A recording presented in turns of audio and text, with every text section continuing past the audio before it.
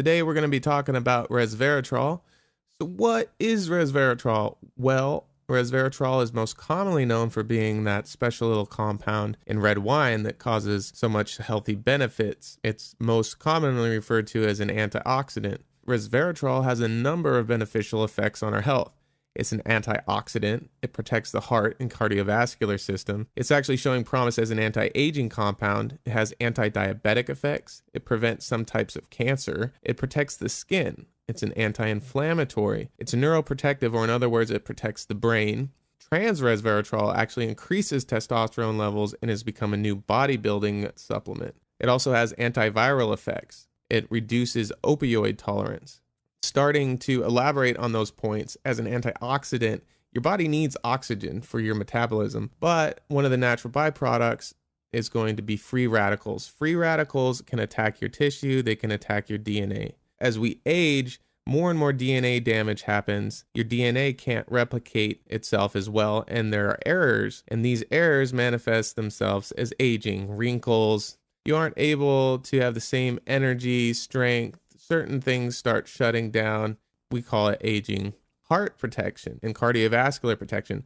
So it increases nitric oxide production. This is a gas that increases the size of your blood vessels. So why is that good? One, it drops your blood pressure. Two, it increases your circulation. It increases the amount of nutrients that get to your body. So this is extremely helpful. In addition to this, resveratrol actually prevents against platelet aggregation. This causes clots. What's wrong with clots? Well, those clots get dislodged and then they can reach the heart and cause a heart attack, or reach the brain and cause a stroke. So we're actually decreasing that with resveratrol.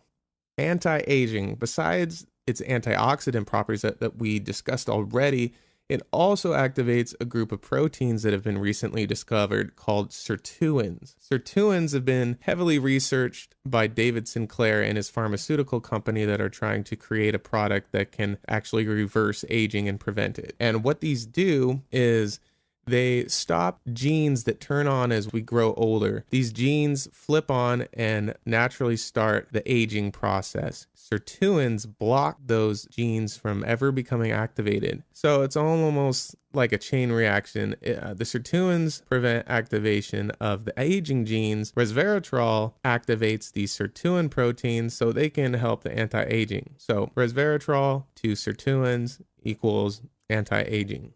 Cancer. Let's take a look at that.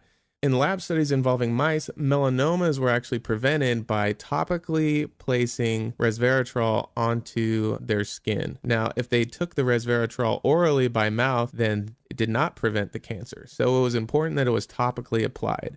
I'm not sure if stomach acid or certain digestive enzymes broke up its active ability to fight cancer, or if it just needed to be in high concentrations in direct contact with the cancer cells themselves. This actually further demonstrated itself with a study with lung cancer. Resveratrol was injected into the peritoneum or body cavity of mice, and that actually prevented lung cancer. However, as in the other study, if it was taken orally, then it did not prevent the lung cancer. Okay, so it's also anti-diabetic. Resveratrol has actually been shown to decrease your blood sugar levels, especially after a meal. In addition to that, it also decreases symptoms that are very common to diabetics, such as polydipsia, which is the feeling of excessive thirst, always thirsty, or polyphagia, which is excessive hunger, always hungry. It also decreases loss of body weight, and it's body weight caused by muscle wasting. Diabetics typically, because of the way that the disease or condition works, your body starts stripping down your muscle in your legs, your arms, and you actually increase your gut size from fat. So this will actually decrease your body's inclination to do this as a diabetic.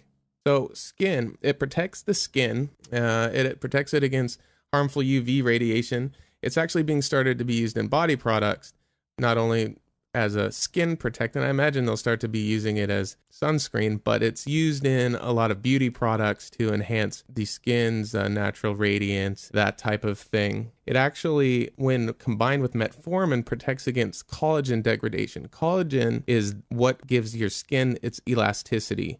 When you pull on your skin and it goes back to where it was, that's because of the collagen in it. And as you age, the ability to produce collagen decreases and results in droopiness and sagging we call wrinkles.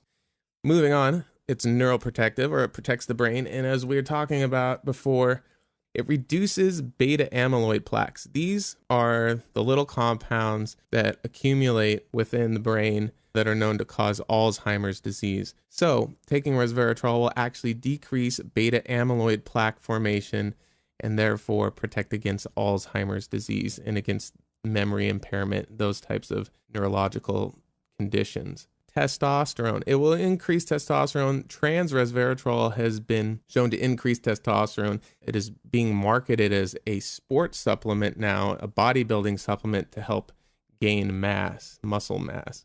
Okay, as far as antiviral properties, without any irritation or toxicity to the skin, resveratrol, when applied to herpes simplex virus, such as genital herpes or oral herpes, in other words, it's a cold sore, either one, it actually inhibits the virus replication. It has also been shown to enhance the ability of HIV drugs to decrease the virus. It has also been shown to stop the growth of varicella zoster, influenza, and human cytomegalovirus. Another one we're going to talk about is opioid tolerance reduction. So this is kind of an interesting application. When resveratrol is injected into the spinal column, it actually reduces the subject's opioid tolerance. Opioids are heroin, morphine, things that latch onto the opioid receptors in our brains and give us the pleasure through dopamine release. Well, after a prolonged exposure to these drugs, tolerance builds up and withdrawal symptoms are extremely painful and hard to deal with. Injecting the spinal column with resveratrol apparently will decrease this opioid tolerance. Well, there you have it, resveratrol, a very interesting compound with a lot of health benefits, potential health benefits. A lot of the times these compounds do get hyped up more than their actual benefits, and results always vary with individuals. So make sure you keep that in mind and you talk to your doctor about supplementing with it. Check out the article below for more information, then also dosing amounts that you need to take. A specific amount needs to be taken for you to see the health benefits.